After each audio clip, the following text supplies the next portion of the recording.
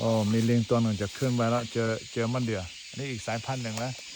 อันนี้เท่าลูกอะไรปิงปองใหญ่กว่าปิงปองหน่อยใหญ่กว่าปิงปองเล็กกว่าลูกเทนนิสเนี่ยอ๋ออันนี้ลูกเล็กนี่กินเหรอนี่นะข้างในนี่อันนี้อีกสายพันธุ์หนึ่งนี่เจียวเต็มเลยดูนี่อันนี้หอมลูกนี้นะเล็กขนาดนี้ไม่ใหญ่อันนี้อีกสายพันธุ์หนึ่ง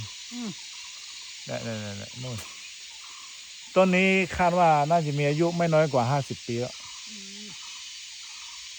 ยิ่งอยู่ยิ่งเล็กลงหรือเปล่าพี่หรือว่าไม่สายพันธุ์ของมันเป็นอย่างนี้ต้นนี้นี่เจอสายพันธุ์นู้นนะเปลือกบางเปลือกบางมากเลยนะเนี่ยนี่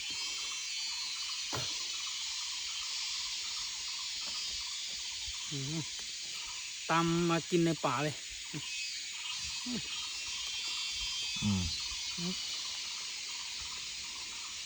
ลูกนั้นสุก